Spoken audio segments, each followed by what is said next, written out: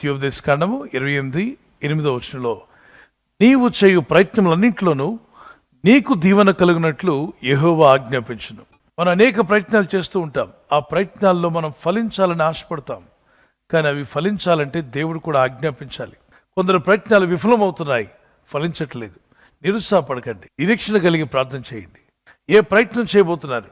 మీ వ్యక్తిగత అవసరతలు, మీ కుటుంబ అవసరతలు, మీ పిల్లల జీవితంలో ఉన్న అవసరతలు, వివాహ విషయం అయి ఉండొచ్చు, దేశ విదేశాలు వెళ్ళే విషయం కానీ, మీరు ప్రారంభించబోతున్న ఉద్యోగ ప్రయత్నాలు కావచ్చు, వ్యాపార ప్రయత్నాలు కావచ్చు, ఏదో శంకుస్థాపన చేయాలనో, ఒక స్థలాన్ని కొనాలనో అమ్మాలనో, ఎన్నెన్నో రకాలైన ప్రయత్నాలు ప్రతిదినం ప్రతి మనిషి చేస్తూ ఉంటాడు. ప్రార్థన చేయకుండా పనికి వెళ్ళొద్దు, బైబిల్ చదవకుండా బయటికి వెళ్ళొద్దు. ప్రార్థన మన ప్రయత్నాలను ఫలింపజేస్తుంది. ప్రార్థించి పనిచేసినప్పుడు దేవుని సహాయం పొందుకుంటాం.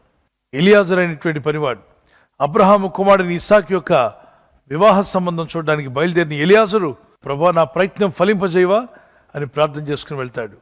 అంటే పెళ్లిళ్ళలో కూడా మీరు చేసే ప్రయత్నాలు ఫలించాలా? అవును.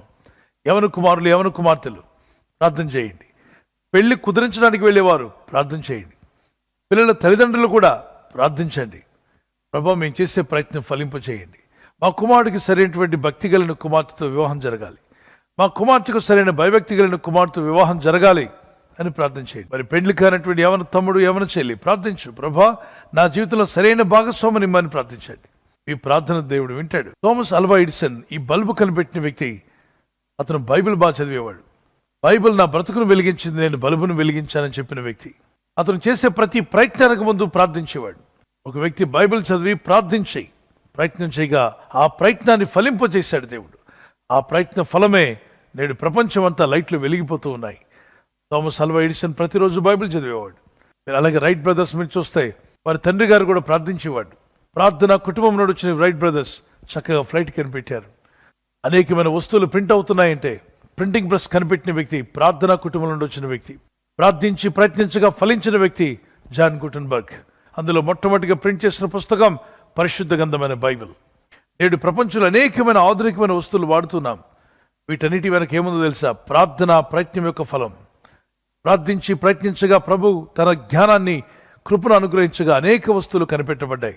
విసిగిపోకుండా 2 పనులు చేసిన వారి జీవితాలు సక్సెస్ అవుతాయి. విసిగిపోకుండా నిత్యము ప్రార్థించి, విసిగిపోకుండా నిత్యము ప్రయత్నించే వ్యక్తి ఫలిస్తాడు. Shall we close our eyes and pray. పరిశుద్ధమైన మా ప్రియ తండ్రి, సర్వోన్నతుడా, సర్వశక్తిమంతుడా, నీ ప్రజలమైన మేము చేసే ప్రయత్నాలు ఫలించలాగున మీరు ఆజ్ఞాపిస్తే మా ప్రయత్నాలు ఫలిస్తాయని మేము విన్నాం. అవును తండ్రి, మా ప్రయత్నాలు ఫలించలాగున మీరు ఆజ్ఞాపించండి. మేము ప్రతి పని కూడా ప్రార్థనతో ప్రారంభించడానికి సహాయం దయచేయండి. ప్రార్థించి ముందుకు వెళ్ళిన ఎలియాజరు జీవితంలో అద్భుతాలు చేశారు. అబ్రహాం ప్రార్థించి ముందుకు వెళ్ళగా అద్భుతాలు జరిగాయి. బైబిల్లో ఉన్న పాత నిబంధన, కొత్త నిబంధన భక్తులు ప్రార్థనతో మూవ్ అయినప్పుడు ఆశ్చర్యకార్యాలు జరిగాయి. మేము కూడా మా జీవితంలో ఏ ప్రయత్నం చేయకుండా, ప్రార్థన చేయకుండా కూర్చున్న వారి వల్ల ఉండక, వాక్య ధ్యానమందును, ప్రార్థించటందును, ప్రయత్నం చేయటందును ఎడతెగక కొనసాగటకు సహాయం దయచేయండి. ఈ రాత్రి నెమ్మదితో పండుకొని సురక్షితంగా కాపాడబడినట్లుగా నీ అగ్ని కంచి వేసి మమ్మల్ని కాపాడండి. మీ చిత్తములో కొనసాగే కృప అందరికీ దయచేయమని యేసుక్రీస్తు ప్రశస్త నామములో మీరందరికీ చక్కని నిద్ర దయచేసి తెల్లవారు లేచి కృపను మాకిమ్మని క్రీస్తు నామములో అడిగి వేడుకుంటున్నామా పరలోకపు తండ్రి. ఆమేన్, ఆమేన్. ఈ వాగ్దానాన్ని మీతోనే ఉంచుకోకుండా లైక్ చేయండి, షేర్ చేయండి. అనేకులు ఈ యొక్క ఛానల్ సబ్స్క్రైబ్ చేసుకోమని తెలియపరచండి. సబ్స్క్రైబ్ చేయని వారు కూడా సబ్స్క్రైబ్ చేయండి. Good night. God bless you.